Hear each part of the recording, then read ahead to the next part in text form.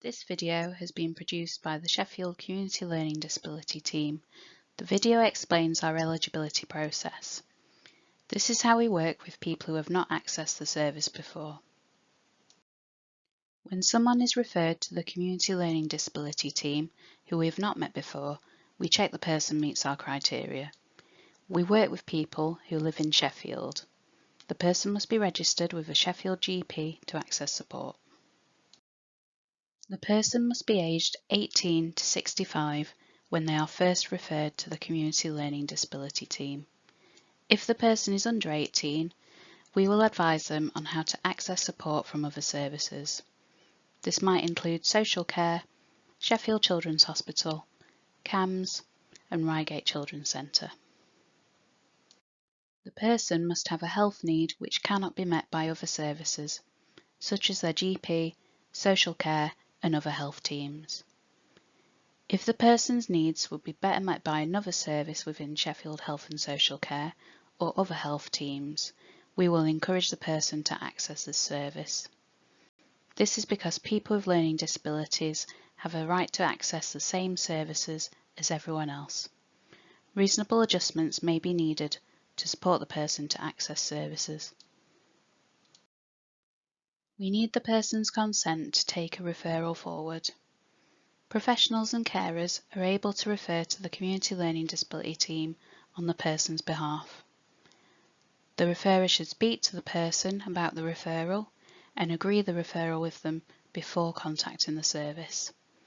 In cases where the person does not have capacity to consent to the referral, the referrer should explain why the person did not have capacity and show that they have agreed the referral with the key people involved in the person's care. If the person meets the first 4 criteria, then the Community Learning Disability team may be able to help. Next, we need to check if the person has a diagnosis of learning disability. This is because we only work with people with a learning disability. The person might have been diagnosed with a learning disability in the past. In this case, the referrer should provide evidence of past assessment. If the person does not have an existing diagnosis, then the referrer should share the reasons why they suspect the person may have a learning disability.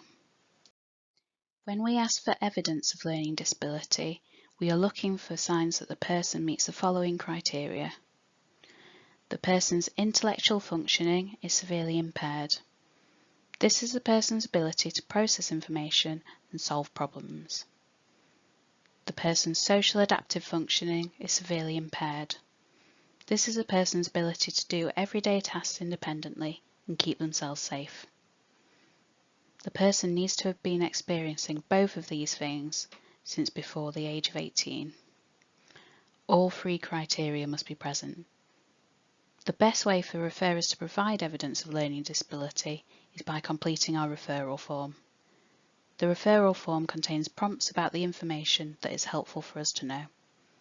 Referrers should also enclose copies of any past health and social care assessments with the referral. Sometimes, other conditions are mistaken for learning disability. Before making a referral, consider whether the person's difficulties may be related to one of the following. Someone who had difficulty learning in school with no associated causes or disability. Someone whose difficulties are related to a specific learning difficulty, such as dyslexia, dyscalculia, or specific language impairment. Someone whose difficulties are related to emotional difficulties or disrupted schooling. Someone under the influence of long-term alcohol or substance abuse. Someone with a brain injury that occurred after the age of 18. Someone with a physical or mental health problem that affects their functioning. Someone with a sensory impairment or physical disability. A person with ADHD or hyperactive disorder. Or a person with a diagnosis of autism who does not also have a learning disability. Around 1/3 of people with autism also have a learning disability, but many do not. Sometimes we need more information about the person to decide if the community learning disability team is the right service for them. We need to do an eligibility assessment. This means finding out if the person is eligible for support from the service. Do they have a learning disability? We invite the person to an eligibility screening. This can be a face-to-face appointment, over the telephone or over video call. The person can bring a family member or carer with them. We ask questions about the person's health, childhood, schooling, what they can do independently, and what they need support with. The appointment takes around an hour. We might be able to say if the person is likely to have a learning disability after one appointment. Sometimes we cannot make a decision right away. We may need time to discuss the person's assessment with other members of our team. We may need to invite the person to complete further assessment. We might need to learn more about how the person thinks, their cognitive functioning.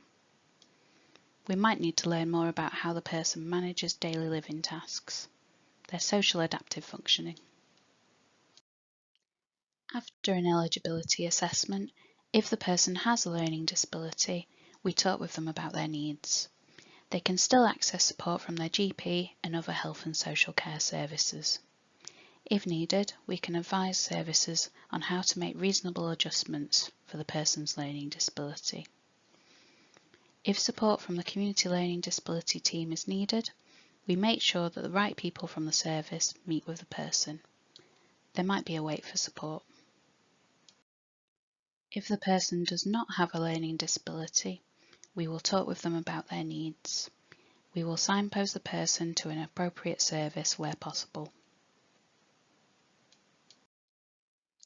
If you or someone you care for has a health need which you feel would be best met by the community learning disability team, please make a referral. We accept referrals from professionals and self-referrals from the person and their carers. If you are referring someone else, please discuss the referral with them first. Make sure that they meet the criteria mentioned earlier in this video and that they consent to the referral.